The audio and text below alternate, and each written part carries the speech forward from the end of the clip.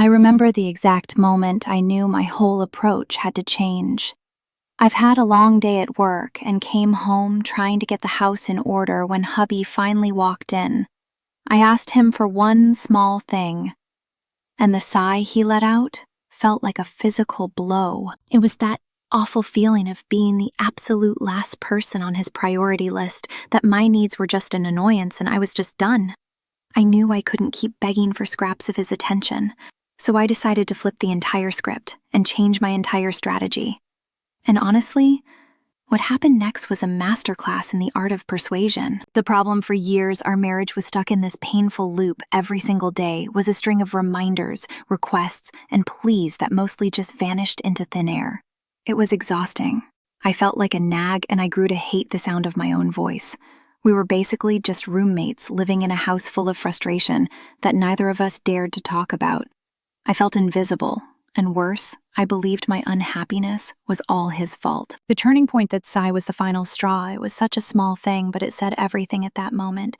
Something clicked. I realized all my efforts to change him, the fighting, the begging, the carefully planned talks weren't just failing. They were making me miserable. The more I pushed, the more he pulled away. The real turning point wasn't about him at all.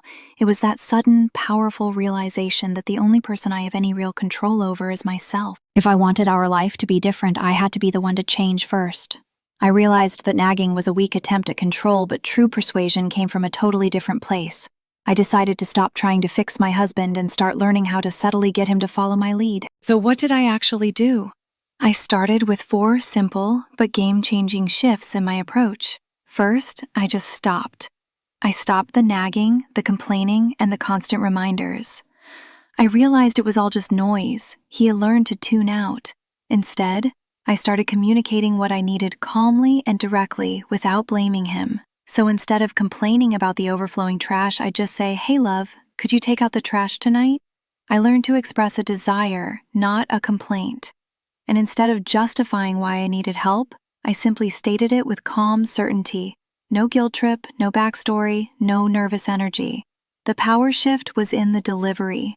When I stopped acting like the request was a burden, he stopped treating it like one. This allowed hubby to be the hero, rather than making him feel like a subordinate. I rewarded the behavior I wanted to see every time he did step up or was attentive.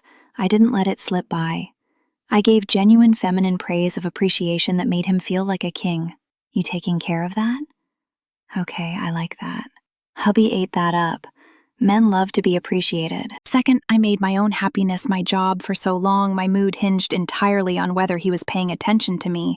I decided to stop waiting for him to make me happy and started doing it myself. I filled my life with things that brought me joy. My world stopped revolving around what he was or wasn't doing. I created space for him to chase. I pulled back strategically. I stopped over-functioning, no more scrambling to do it all. If the laundry sat, it sat. If I needed alone time, I took it. Suddenly he started leaning in. "You good? Need anything?" Hubby noticed my absence more than my presence. Don't underestimate the power of silence and soft attachment. I created an appealing energy he was magnetically, naturally drawn to. Third, I started using appreciation like it was a superpower. Before, if he actually did something I'd asked for, my gut reaction was, well, it's about time. I made a real effort to change that. Even for the smallest things, I'd give him a genuine, "Thank you. I really appreciate you doing that." It's amazing how powerful that is. When hubby felt respected and appreciated, he actually wanted to do more. I focused on feminine energy. I leaned into softness, warmth, and even a touch of mystery. Hubby didn't feel controlled. He felt important.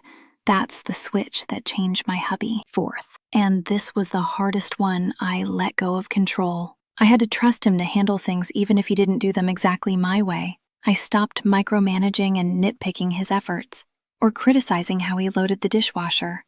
It wasn't about giving up. It was about stepping back enough to let him step up. I made space for him to lead.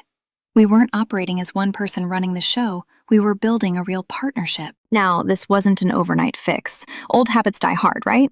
It took a lot of conscious effort at first. Hubby was just confused. He noticed I wasn't complaining anymore. Hubby saw I was busy and happy living my own life, and he didn't quite know what to do with himself. That confusion turned into curiosity, and that curiosity turned into action. I was thriving, and he wanted to be a part of my world again. Hubby started planning date nights and doing things for me without me ever having to say a word. He wasn't doing it because I had finally nagged him into submission.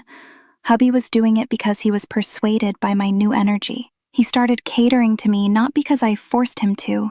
He genuinely wanted to make me happy.